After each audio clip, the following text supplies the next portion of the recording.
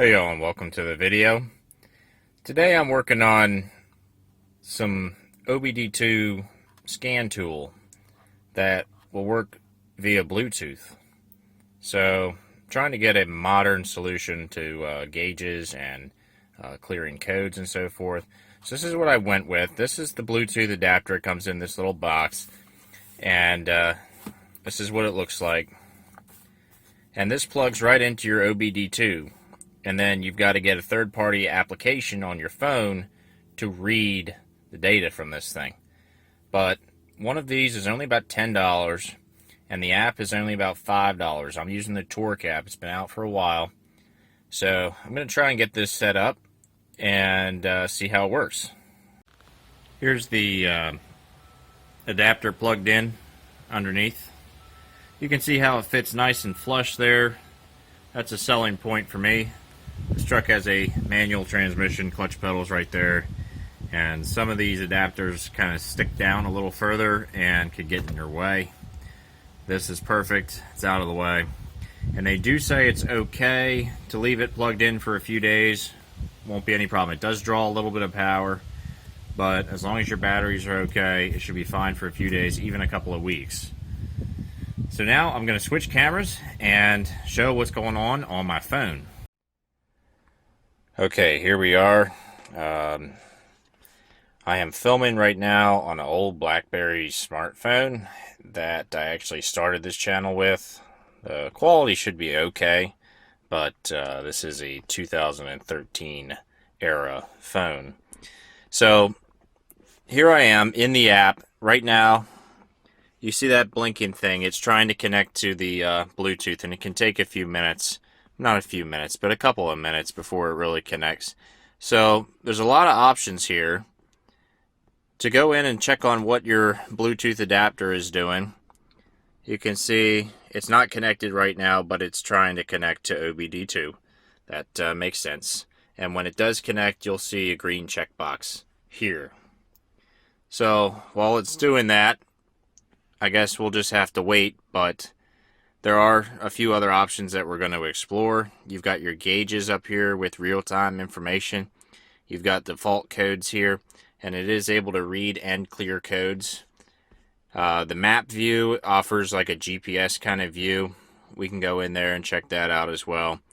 And then there's some logging on here where you can actually save data, and that's very interesting to me because I like to look at the data. So the main focus I'm going to do for today's video is just to show the codes as well as what I have as far as gauges. Okay, we now have our app connected. You can see it's pulling our RPMs right now. Let's go to fault codes. Truck is running. Tap here to pull our fault codes in. Here they come. And just like that, that was quick. We have EGR fault code of sorts. That's quite alright. It's still scanning though, it looks like. I think this is the only code it's going to find. So we do have the ability to erase codes. I'm not going to do that.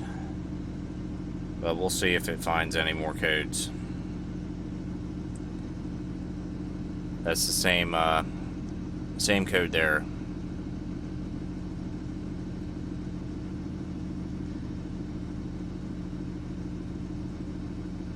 But this is fairly convenient. It's done. So we'll go back out. Now let's go to the gauges. Here's our gauges. Truck's been running for a minute.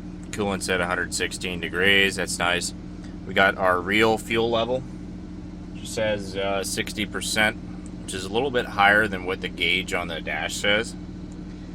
And then these two in the middle, those are cat temps. One of those is the DPF. I'll figure out which one it is as soon as it does a regen. But one of the reasons why I wanted this app was to check on what that was doing.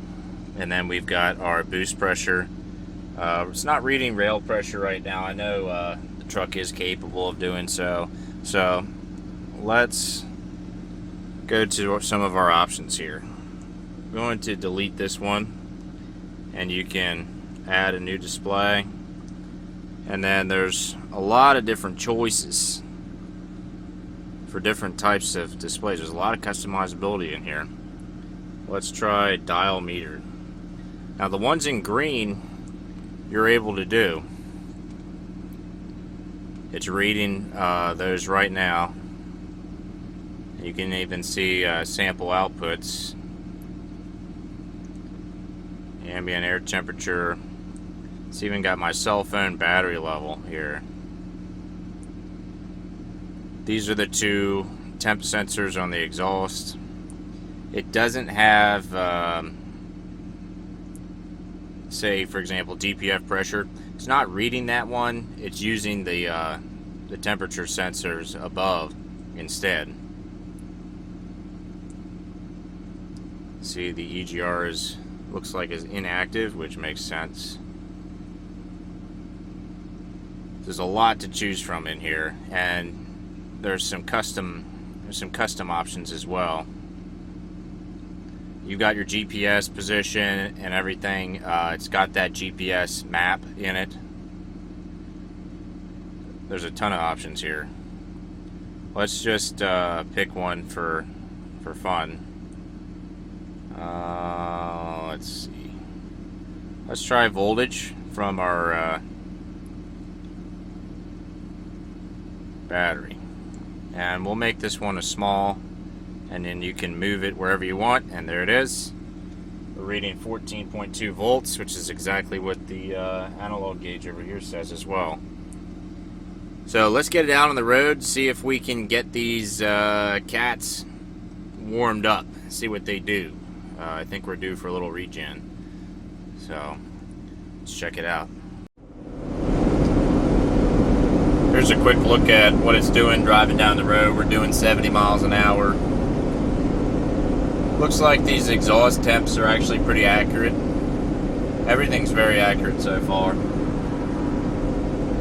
It's not doing any regen right now, but when I see those numbers spike to like 1,000 degrees or even higher, then I'll know that's what it's doing, and I'll know to continue to drive the truck for a while so that it can complete. If you're wondering why I'm using this, not my Edge CTS, well, the Edge conked out on me about a month ago. So I've been without it, and I've been missing it. And it just freezes up when it starts up, and it just never unfreezes. I don't know what to do about it. So I'm like, yeah, let's try a new solution like this app. Seems to be working out pretty well, so I'd recommend it. And you could try it in different vehicles too, so it's not just this truck. You can set up different vehicle profiles, and I could put this in my in the white truck as well. So it's working real well so far. I think it's going to do all that I need it to do. Well, I think that's all I wanted to show to start here. I'm really looking forward to exploring this thing. I'd really like to find a place to mount the phone here, you know, so that I can easily read the gauges. And there's not a real good spot to do it here. So I'll figure something out there, and that way my phone won't take off like a rocket across the truck like it just did when you make a sharp turn. So, very cool app. I'm liking it so far. I'm looking forward to using it more, and it's very useful. It's like your 21st century modern day solution to gauges and diagnostics. So if y'all are interested in something like that, definitely check it out. Like I think I may have mentioned earlier, it's only like $10 for the Bluetooth adapter and $5 for the app on Android. Definitely worth the $15 for sure. I can't do a forced regen, and I can't do I can't see the DPF status. I can only watch the temperatures and make my determination of what it's doing from that. But these are working, and there's a lot to choose from. So, y'all have a good one. I'll see you next time. And one more thing before I end the video. You can see it's now going into regen mode. So what I think is that bottom temperature in the 900s, that's likely the DOC cat. It's just lit off. And lagging behind at the moment is the DPF up top. But the DPF will warm up and will eventually get hotter than the DOC. And if that happens, it's definitely that the temperature sensor number 2 on top is the DPF, and number 1 on the bottom is likely the DOC. There is a third temperature sensor, but I'm not sure what it's referred to as in this app. Just thought y'all may find that interesting. That's all for me. Take care.